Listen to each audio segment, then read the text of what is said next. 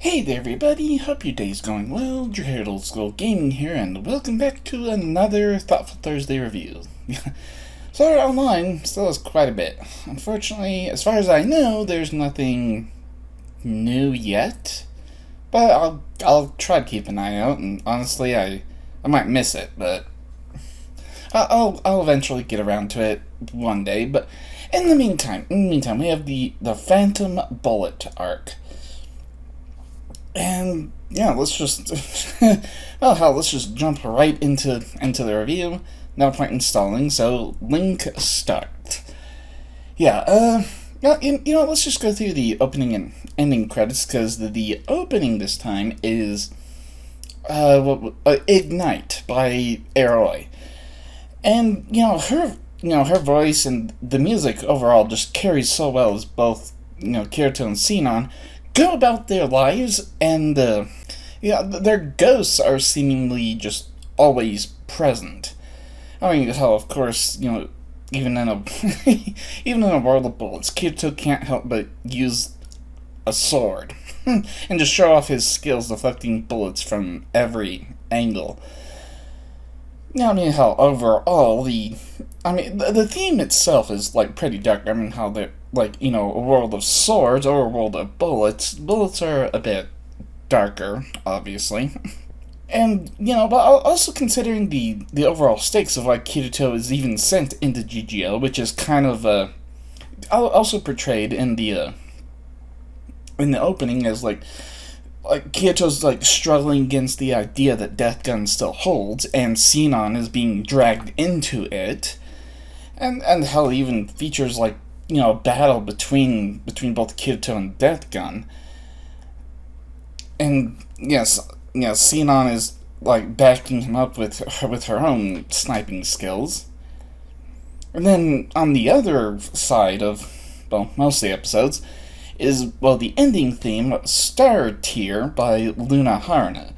And, I mean, hell, I think it kind of seems to be a theme with the ending of Sword Art Online, the ending credits. There's not too much animation. It's a bunch of stills as, Shino in the real world just kind of, not really thriving, just kind of surviving day to day. And she's still definitely hanging on to her past trauma, at least until she transforms into her avatar Sinon. And then that's where she can leave it all behind. For Kirito, him, as Kazuto and Kirito are just one and the same, just, different looking, different sides of, real world and virtual world, but still the same person. But for Shino and Sinon, they are two completely different people, and they're, completely isolated. And how she even isolates herself from everyone, just kind of, alone in her own world. Now, okay, I completely forgot to mention during the extra movie, but Kikuoka is a mainstay character, but yeah, he doesn't show up all the time, just, enough. And, voiced by Matthew Mercer. I think I've heard that voice in a number of other roles, which, I can definitely get to those later. And then, the new character and focus of this arc is voiced by, Sinon, / Shino, whatever, voiced by Michelle Ruff. And then, I suppose, there are a couple, one-off characters, because, Death Gun in the game is voiced by, Benjamin Diskin. And then, Kyoji is kind of, the real-world representation of Death Gun, is voiced by Johnny Young Bosch. He has a lot of roles. We're going to be getting into that later. Well, much later, another time, another series, whatever. So, just jumping right in, we have, because right at the beginning, and in the World of Guns episode, get kind of an introduction to, the player in the game, Death Gun. who just like shoots at a screen in front of an audience, kind of representing shooting the player. And then that player just like disconnects, which at first people are just laughing, but then he disconnects and it's just, oh, wait, hold on, what? Yeah, and he claims to have like real power of like being able to like shoot someone in the game, then they end up dying in real life. And Kikuoka and his higher ups are understandably concerned about that, because I have to wonder why recruit a 16-year-old kid. I mean, I suppose maybe like Kikuoka like has his own division or something, and he has like a certain budget, and he can like write off within certain means, like, oh hey, I'm using this amount of money to be for this resource or something. Oh, how at least Kirito can actually get paid this time instead of discovering it and then bringing it to him and saying, hey, Dipwad, you missed something really big over here. The big conversation of the episode is like the difference between the real and the virtual world being the amount of data, or data, however the hell you want to pronounce it. I mean, you hold someone's hand in real life, you can definitely feel it. But like in the virtual world, would you really feel the warmth, or would that be some kind of placebo? And like, the pressure that, when someone's holding your hand, it's just like, are you supposed to feel that pressure, or is that another placebo? Kirito even says that he wants to like break down the wall so that way people can't tell the difference, which is kind of a dangerous sentiment to have. But then, the next episode, Cold-Hearted Sniper. How we get a proper introduction to what's Sinon in Gun Gale Online. She's been hired by a team of player hunters who are like, I do not understand like the enjoyment some people get from just like ambushing and hunting down people in games. It's just like, I suppose like maybe there's like certain areas that are only player versus monster, other areas that are player versus everything, including other players, and some areas that would be just PvP, player versus player. I don't know. I personally, I don't like run around and like start ambushing people in a game. It's just like, if that is the overall objective, like say, I don't know, Call of Duty, if the overall objective, like the only thing you're fighting is other players, okay, yeah, do what you can to win. But like in an overall game, like, especially with this group that Sinon was hired by, they apparently ambushed these people several times, and it's just like, these people go out of their way to like put their virtual hit points on the line to gather a bunch of stuff, and then when they come back, they just want to save and like maybe buy some in-game stuff, log out, and go from there. And then you lazy bastards are just sitting around waiting for them. Like, go do some work. Go play the game. I suppose that is part of the game, but still, like, leave the same group alone. Maybe find another group. Like, rotate between the groups. I don't know. Yeah, but anyway. So the ambushing squad is wondering what's taking the other people so long. Then they see, oh hey, there's a big guy. Maybe they just had to move slower because he's carrying a bunch of stuff. Turns out that was the behemoth player, who's carrying some type of minigun, which carries with it a movement penalty, so they had to move slower. And then all hell breaks loose with a gunfight between them, which actually wasn't too bad at all. It was pretty neat, just like the way the bullet lines are like pretty much shoved in everyone's faces, because it's like, oh crap, they're aiming the gun at me. Whoa, crap.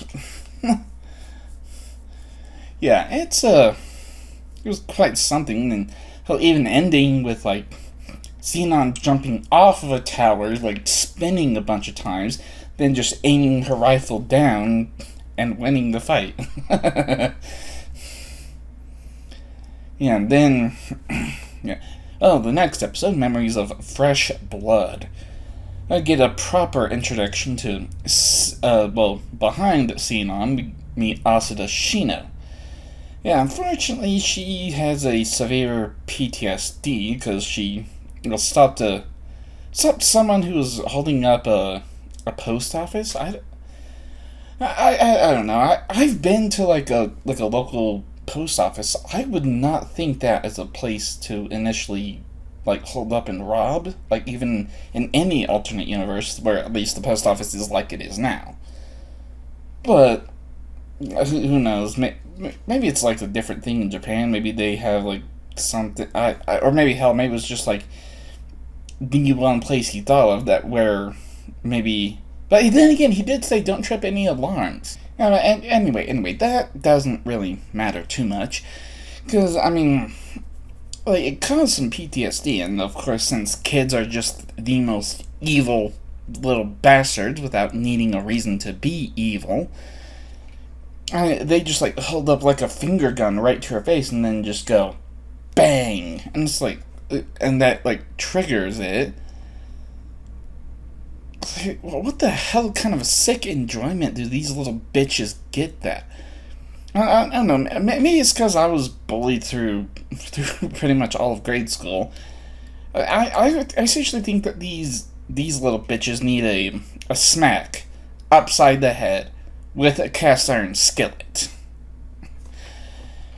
But at least she has a friend-ish, sort of. More into that later, but Kyoji, who like, calls out that he's like, oh, in here, police officer, and the bullies run away, while still somehow managing to insult her. Like, what the hell?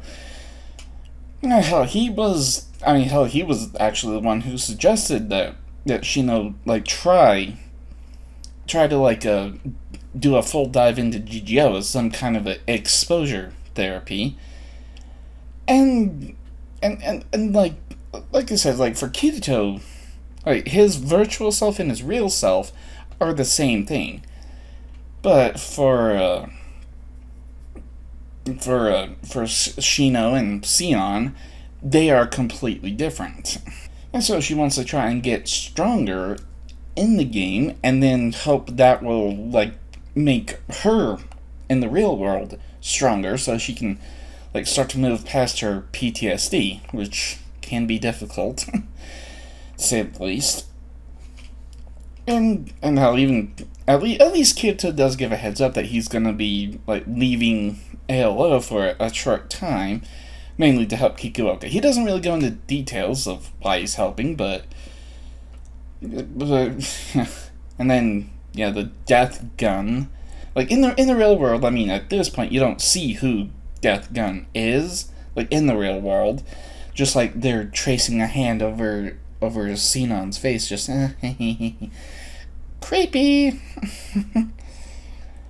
Well, I mean, of course, like, there has to be a foreshadowing of what's happening next. Yeah, episode 4 of GGO. Kirito gets logged into Gun Gale Online. Has like super long hair, and trying to just ends up wandering aimlessly. And due to the power of main character convenience, he runs into Xenon almost immediately. And of course he only has like the default starting cash, but at least through the Untouchable game does end up getting a decent amount. I mean, I don't know, is that the power of main character that he won, or is it just because he like knows games so well that he's able to like kind of predict what a like an in-game targeting system, where the in-game targeting system would aim, and then go from there. Hell, it gives him enough cash to buy a lightsaber, a photon sword, and a pistol, because hell, would definitely need both. Xenon does kind of go on about like the caliber of the bullets and like how powerful they are, and and how much stopping power they have. Gets a quick tutorial on shooting. But and then like they have to rush over to the governor's office, and it's just why does Kirito have to lie about being able to handle the buggy? Because like in the real world, he has his own bike, his own motorcycle, whatever. He could just say that, oh yeah, I drive a motorcycle in the real world, but for some reason he has to like keep layering on the lies of like, oh yeah, I used to play a lot of racing games. Like, in order to really sell a good lie, you need to start sprinkling the truth in there, so that way it's not like picking apart every single little thing you said, just lied about things that you thought that you felt you needed to lie about. I mean, hell, it's not like he can go into like why he's in the game, that someone from the government hired him to investigate Death Gun and why people are disappearing like that. Or, well, why people are dying in the game than dying in real life. Or, not even dying in the game, they're just disconnecting, and then a little while later, they're dying. Yeah. Then, yeah, I don't know how. At least they get to sign up for the Bullet of Bullets competition, which leads into guns and swords. They make it just in time. Kirito is definitely hesitant about trying to put in his real world information, because it's like there's like an in-game currency to cash conversion system, and a lot of people have made, because of that, GGO their life, because they're just like, well, I need to earn more money, I need to have a roof over my head, enough food to eat, so on and so forth. And yeah, even like getting to like the ready area, everyone, Sienna included, thinks that the GGO avatar for Kirito is a girl.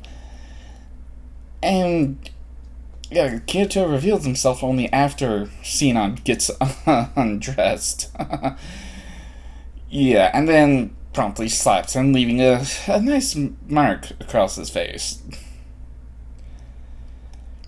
Oh, at least Sinan is fairly nice enough to, even though she's angry, she does explain like how the preliminaries work. Like, it's like, oh, eliminate your opponent, and then I think it's like once you get to the semifinals, then you're guaranteed to be in there, but things will still continue just for like, entertainment's sake.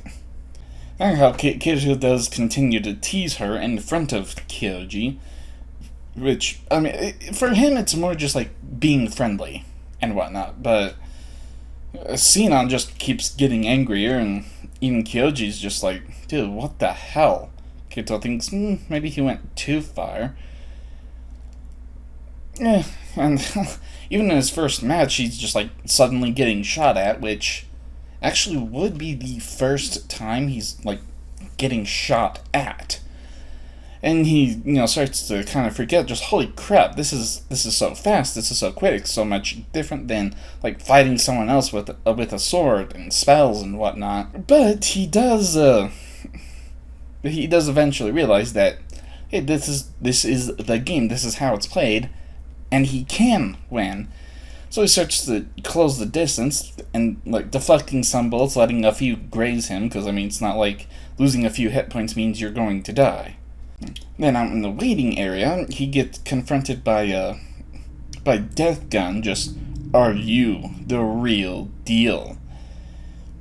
Just like, oh, with this name and that sword skill, are you the real deal? And then he sees like the on the guy's wrist, just like a laughing coffin tattoo, and realizes that, oh hey, this guy's another SAO survivor.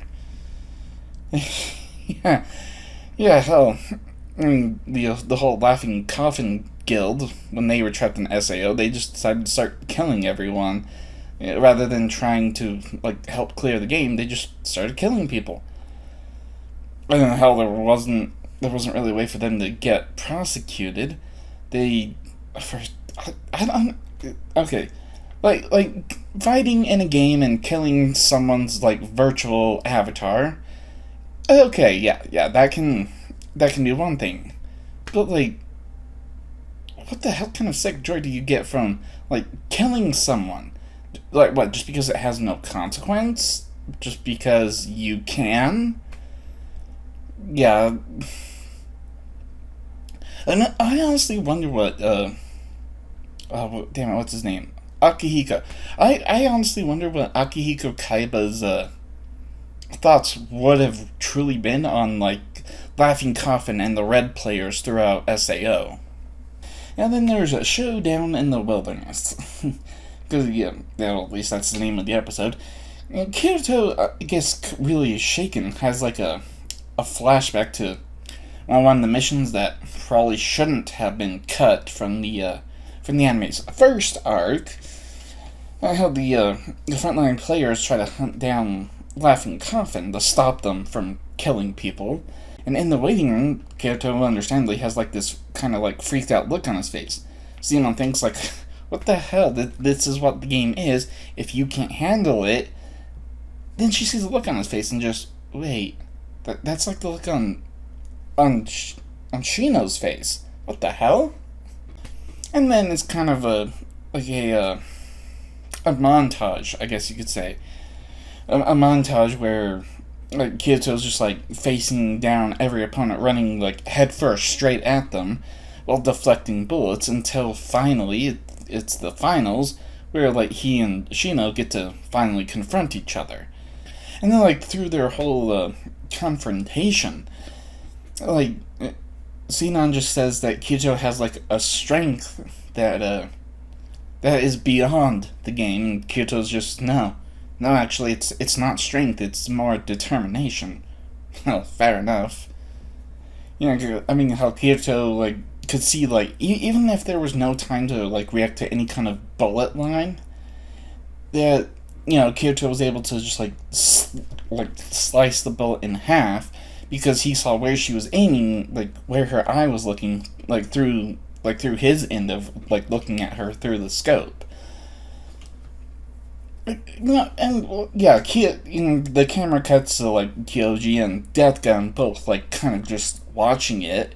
But I have to wonder what all the other observers thought was happening on screen. Because it's just like, why are they not fighting? Why are they just talking? This is a game about guns, not a game about talking. What the hell is going on? Anyway, moving on to the Crimson Memories. I mean, most of that episode spent in the real world. I mean, Kirito and Xenon, they're each on their own areas. Kind of thinking about the prelims while just mentally preparing for the tournament. You know, for Xenon, that means, like, venting about how Kirito tricked her, and, well, I suppose, yeah, but then again, he just didn't correct her, I guess. Like, she assumed, and then he didn't correct her. Now, for Kirito, and he,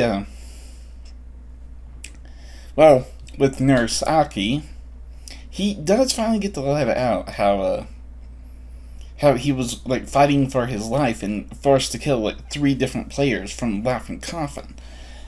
Yeah, Nurse Aki is, like, sympathetic. Well, she didn't play SAO. She can remember, like, names and faces of her own patients that passed under her care. And, you know, Kirito can't really remember, like, the names of some people, saying that, you know, he must be some kind of a monster who doesn't care. But, I mean, Aki does, like, reassure him that if he didn't care, he wouldn't really feel the way he does. And hell, there's like an interesting visual in the background, because, like, it started with where Shino was, and there was, like, a kid carrying a balloon that accidentally let go of it and just kind of floated away and down the street. Then it ends up, like, floating past the hospital room where Kirito's in. I mean, you know, showing that even if there is a long distance between them, they're still connected in a way, even if they don't quite realize it yet. Alright, well, the Bullet of Bullets named episode. I mean, Kirito and Xenon can talk for a bit, and Kirito tries to, like, determine which player is really Death Gun. I mean, how all the the different observers who aren't even like going in, let's start placing their bets on who's going to win, and the different participants like prepare in their own ways. Like maybe they're bragging to friends, and, giving interviews to other players, or maybe people who just like dive in and then like do some like some kind of journalistic VR magazine or something, probably. And hell, a few of them like start confronting each other. And of course, like, it has to start with like a bunch of the episode, like when the tournament starts, a bunch of nameless players are just like, just like firing their weapons back and forth. The main focus being Dine, who was part of that one squad in the second episode, and then Pale Rider, someone, at least kind of introduced someone who boosted their acrobatic skill to give them like a huge advantage. They're kind of like parkouring around the entire like blown up bridge or whatever the hell's going on with it. And then after that fight, Pale Rider becomes stunned by Deathgun, who's using like a type of silenced rifle. Then he pulls out his handgun. Kirito and Sinon are both watching, and Kirito's just, oh crap, you have to stop him, please, stop him. Yeah, and then just like the next episode, Deathgun. Because, in ALO, like, everyone's kind of just, Kirito's harem and Klein are watching the events of the Bowl of Bullets, and they are definitely freaked out, understandably, with, like, how Deathgun handles himself and what happens to Pale Rider, because he, like, essentially disconnects. And Deathgun gives his evil speech saying it's showtime, which triggers something for both Asuna and Klein, because they recognize, like, the phrase and the mannerisms, and they even figure out that, holy crap, he's someone from Laughing Coffin.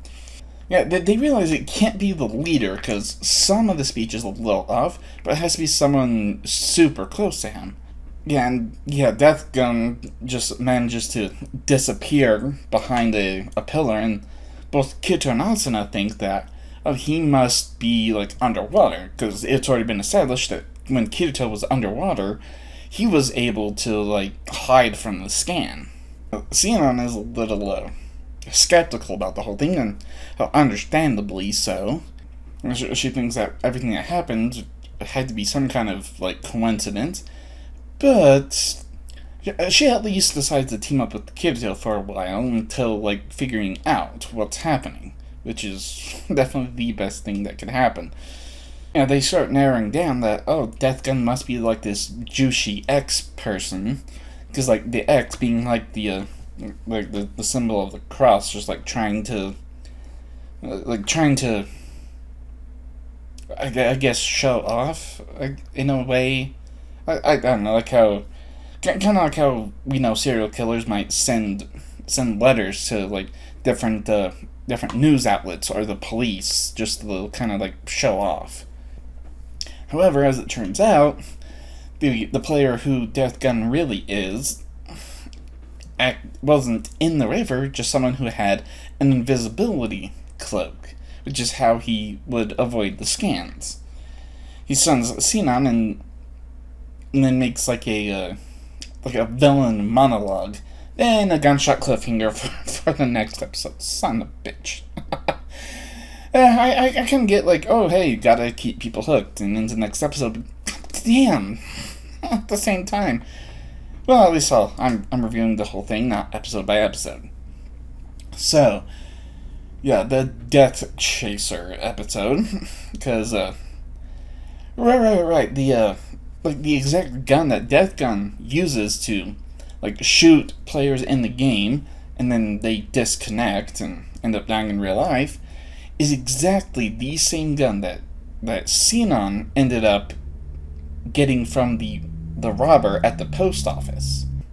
Yeah, which of course is the source of her PTSD, and then like, she stops being Xenon for a while, and she turns into Shino. Death Gun is chasing them through the city, and Kirito's able to grab a buggy, and how they work. Well, he helps her by working together to shoot the gun, and even if it misses, it hits a car. The car blows up, and then they can get away from Death Gun for a little while. At least once they are finally in a safe location, they can rest easy, because even though Death Gun's optical camouflage can keep him hidden visually and from scans, apparently, it's not as though it makes him incorporeal. So they'll not only see his footprints in the sand, they'll be able to hear him as he's coming up. So they can take a breath, and then, unfortunately, at that point, that's where Xenon just completely breaks down, because she sees Kirito as just the absolute strongest that there is. But really, like I said, it's just it's more just determination than him being strong.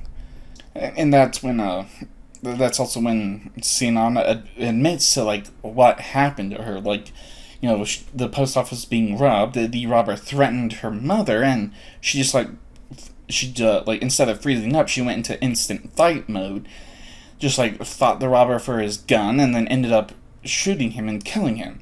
The official report, published in the news, was that the robber's gun had accidentally gone off. So that way, it's hey, this is an 11-year-old girl. We can't, just say, hey, an 11-year-old girl took the robber's gun and shot him 3 times, ended up killing him. Nah, but somehow the class finds out, and it's just, like I said earlier, kids are just evil bastards just for the sake of being evil. And all the kids are saying, ew, don't let her touch you, you'll get blood on you. And it's just oh dear God. I want to know how in the hell they even found out in the first place. Is that done, or is that answered in the book at all? Because what the hell? I'm gonna look that up. Okay, well, I just spent a few minutes looking it up, and there's no definitive answer of how the kids found out right after. Well, like I said, there's absolutely no winning with kids. I mean, if you do well on a test, it's oh, you nerd, you teacher's pet. If you do poorly on the test, you're a loser, you're an idiot. If you do average on tests, well, so-and-so did better than you. There's no winning. With the little crap stains that is the public grade school. At least Kirito can kind of empathize, because he does admit to being an SAO survivor, and that he had to kill 3 other players in order to survive and protect himself and others around him. Now then, what it means to be strong. Kirito and Xenon are just hiding in their desert cave, and Xenon asks how she can forget what happened, because it kind of seems like Kirito forgot, and he's just, well, there's not really any way to forget, but maybe that's how it should be, because we remember those he remembers those that have been lost, and then move forward. He kind of starts speculating on how, because in SAO, yeah, your hit points drop to 0, the nerve gear fries your brain, sure, but with the atmosphere, that's impossible. How can Death Gun fire a bullet in the game, and then as a result kill someone in the real world? And I can't believe it took him so long just to come to that conclusion. Finally realizing, oh hey, there's 2 people at least. Yeah, 1 person in game, and then the other in the real world. And then using the optical camouflage thing that made him invisible during this tournament to find out where people live and their real world information, because it's not exactly private or anything. It's just just stupid. And then, like, the whole, like, doing the cross thing is actually just, like, more of a way to, like, look at your watch. Because it's just like, okay, no sooner than this time, maybe give a couple of extra minutes, and then the person in the real world will be at the location they need to be in order to, like observe on their own phone, because, like, doing the full dive completely blocks out any outside interference, except maybe, like, being shaken. But, of course, like, Death Gun's not going to shake the person awake. They're just going to wait, and then, like, watch, like, a feed in the game, and then go, okay, so you made the shoot, and die. And the hell, like, you know, even in ALO, where, like, Asuna and everyone else is, you know, she finally confronts Kikuoka, and they realize that Kyoto didn't ask them to help in GGO because he didn't want to put any of them in danger. Because, I mean, hell, he knows that everyone would drop everything to help him, but Asuna decides, well, not decides, she demands to know where Kyoto is, because she wants to be the first person he sees as he finally gets out. And then, back in GGO, both Kyoto and Sinon come up with a plan to kind of use Kyoto as bait, so that way they can stop Death Gun and then end it. And then, well, episode 12 already. Bullet of a Phantom. You know, both Kyoto and Sinon agree, because it's like those two, and then Gamikaze, and just in case Death Gun might target him, you need to take him out first, and then focus everything on Death Gun. Yeah, Kirito versus Death Gun. Before the Death Gun, before their standoff, both he and Sinon, like, trade bullets and do like a bullet time thing where the two bullets are just barely, or hold on, let me do it like this. Yeah, like that. They're just barely millimeters apart. Death Gun's gun gets destroyed while Sinon loses her scope. And apparently Death Gun was even able to create his weapon, like using some kind of in-game crafting skill, and he made it from the absolute rarest, most like toughest material available in the game, like some kind of crashed spaceship. Yeah, and Kyoto confronts him, saying that he knows exactly how the killing actually works. And Death Gun's just like, oh, he has no idea how to not that Death Gun doesn't have an idea, that Kirito has no idea, like, what is truly going on.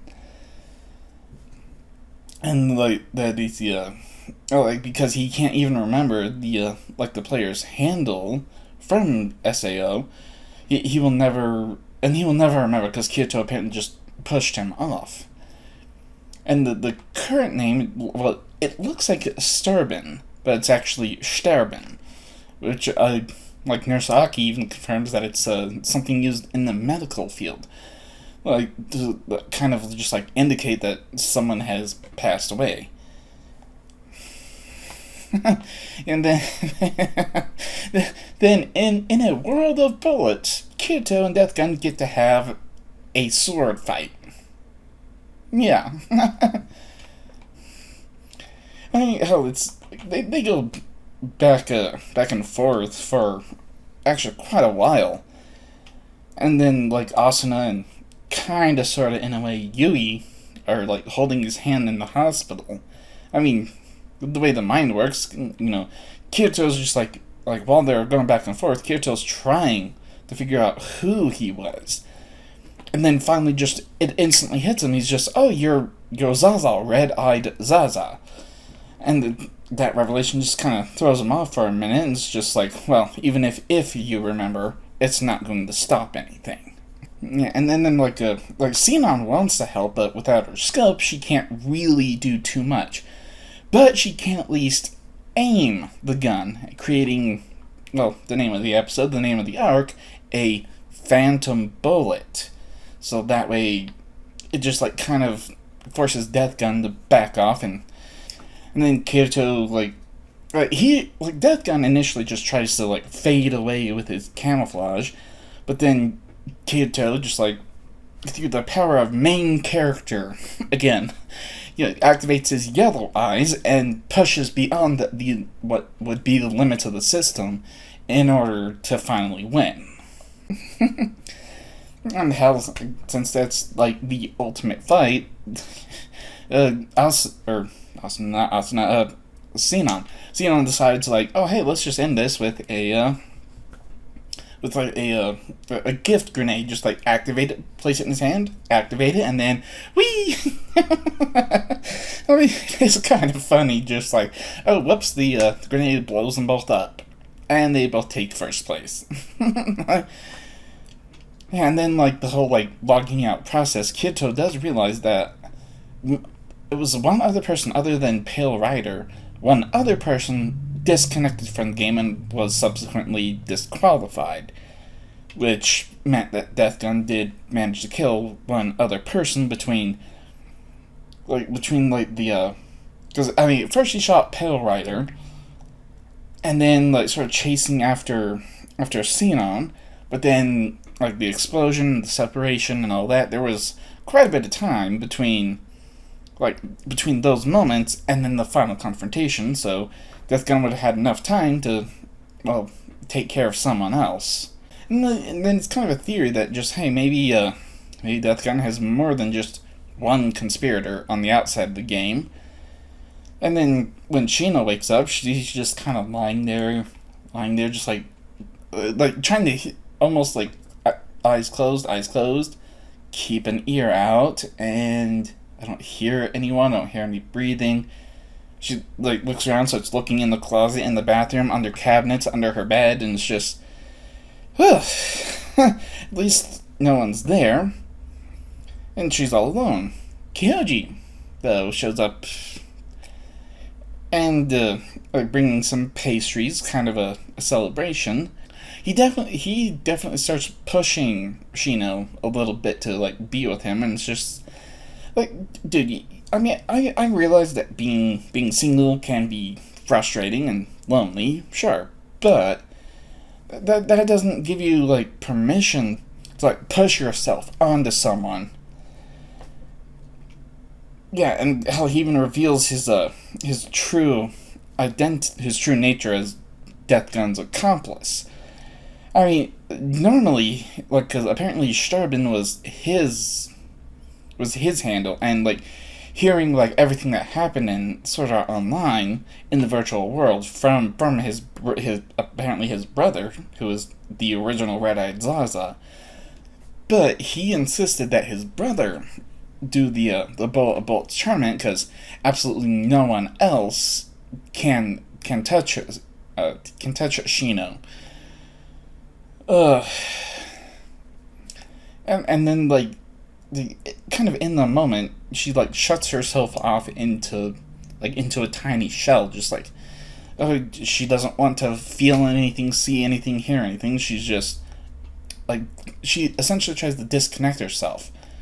But then her like avatar self, Xenon, just like encourages her to to like stand up and actually fight back, and she does manage to like fight him off and unlock her door, and Kyoji's just like in full like what the hell mode.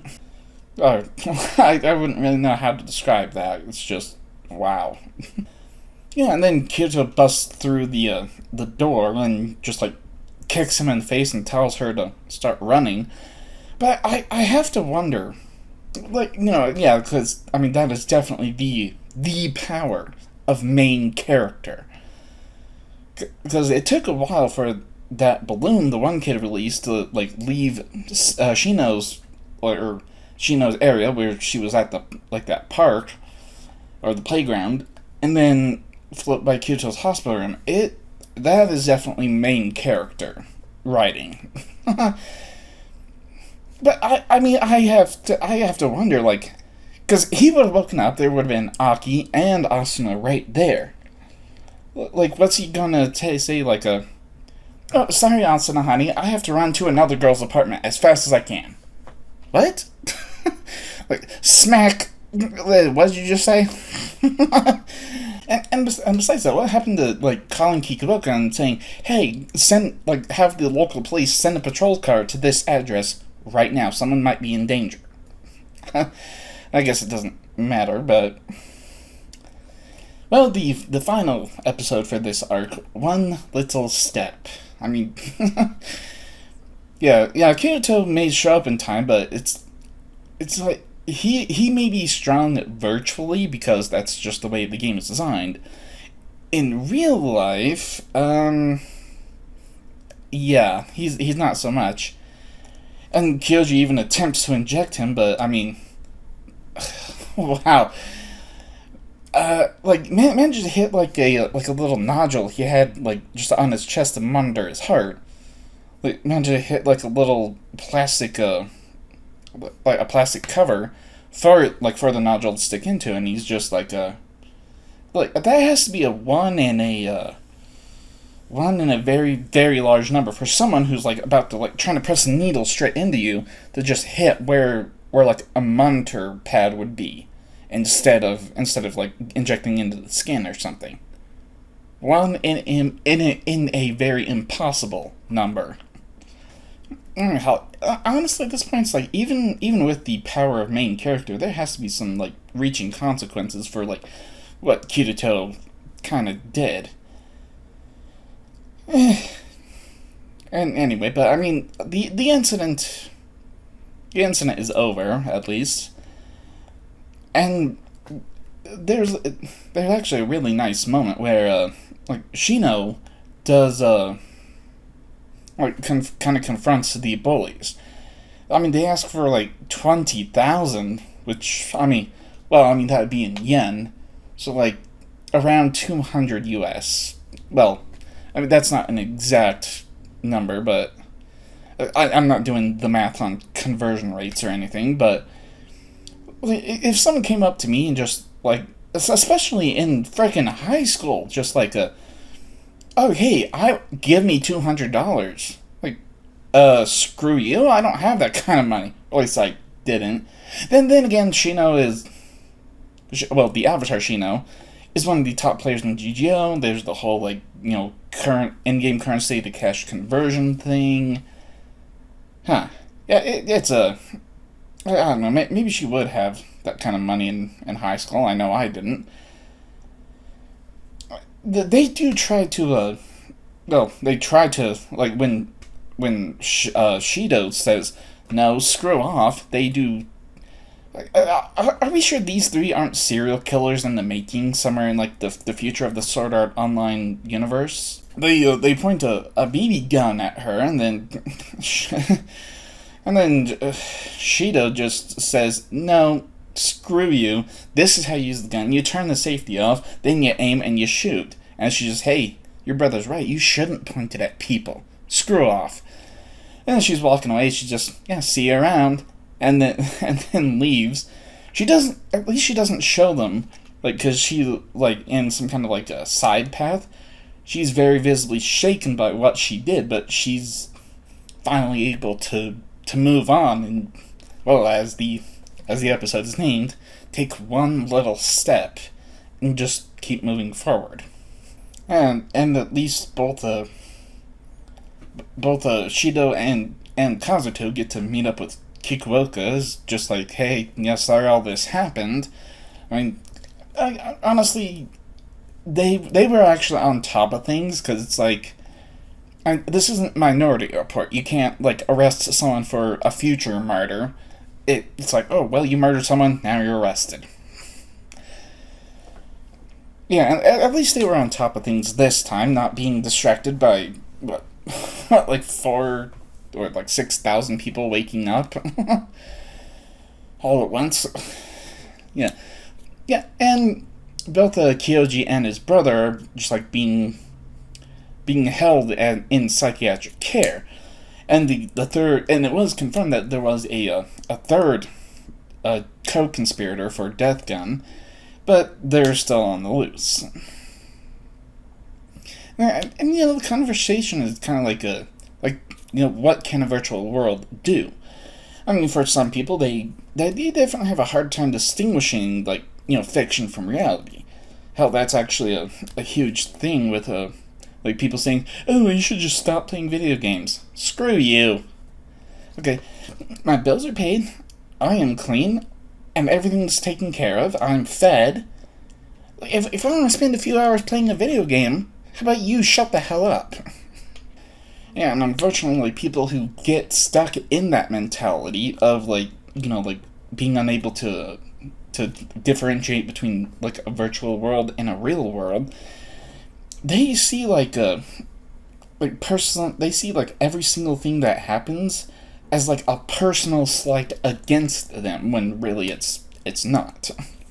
I mean, hell, just, like, search on YouTube for, like, like, over, like, a like voice rage over, like, Call of Duty or Fortnite or whatever the hell else is out there. Just, like, someone, like, ends up dying and they just, like, scream into their microphone, hey! Like, oh my god, I can't believe you killed me, you suck.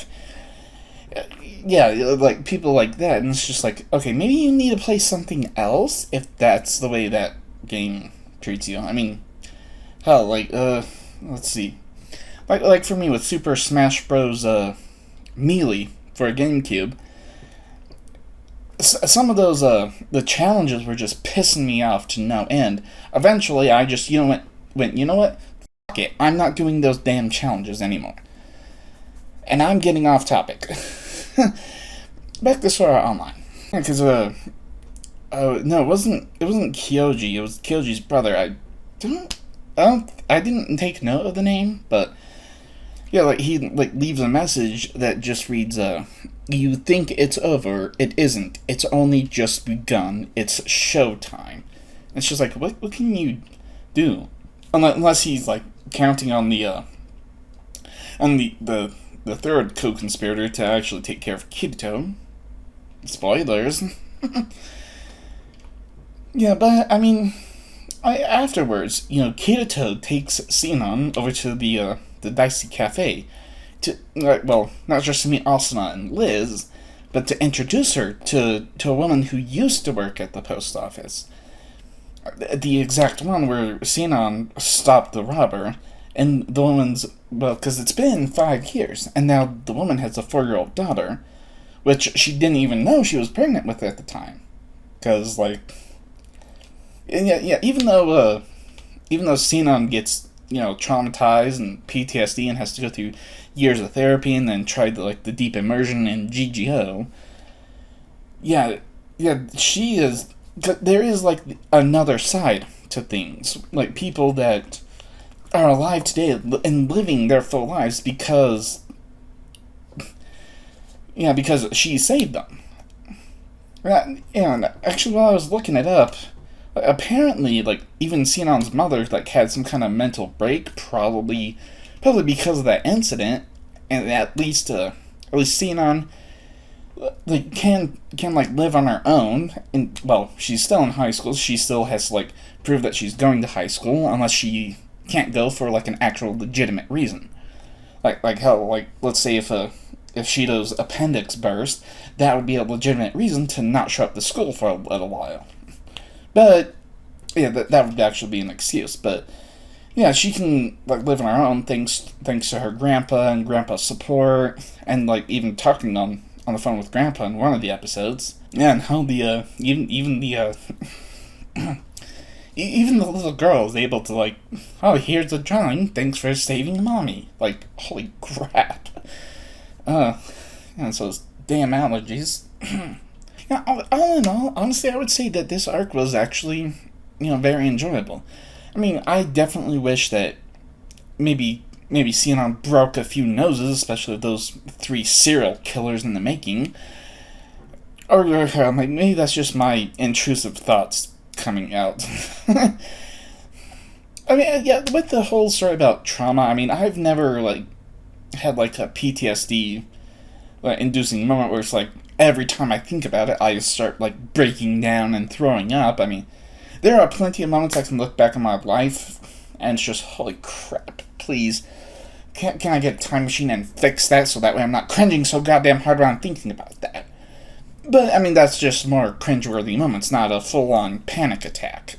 I mean, and the hell, you know, like, with this arc, the development of Sinon, Sino, yeah,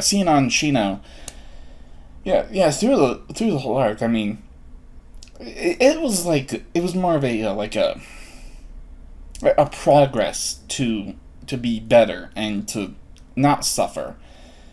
And this was more just like the end of that. And even the times where like she relapses and kind of freezes up for a bit, she does eventually realize that, well, what she did was quite a shock, especially for an 11-year-old. Her actions, even if, you snuffed, well, she killed that robber, but that, in a way, saved someone, so that way someone could, have a full-term pregnancy and then have a daughter. Yeah, so, one negative, not just one positive, she saved probably a number of people. Now she gets to join Kirito's harem. Yeah, this is hold on, let me stand up a bit. There we go. Yeah, there's some presents around. It's supposed to be like a Christmas themed shirt. And yeah, she can join his harem, plus Klein, or whatever it's called. And Egil, I guess, but Egil doesn't show up as often, in adventures. He's more of the barkeep in the background kind of thing, which is a messed up thing to say, but, I mean, that's just how it is. Alright, well,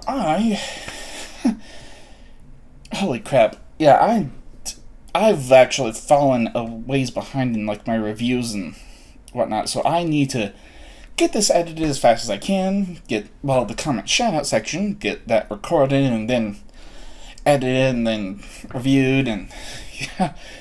Oh, there's a lot of work to do in all this, but, yeah, I will catch you in the next one, and actually the next arc is going to be quite a bit shorter, because it's only, 3 episodes, I think? Or is it 4? I don't remember, but I will see you there, and I hope to see you there. Hope you stick around. Thank you so much for watching. Don't forget to smash the like button, subscribe if you haven't hit that bell so you can always be notified whenever I upload another video, and as always, have fun.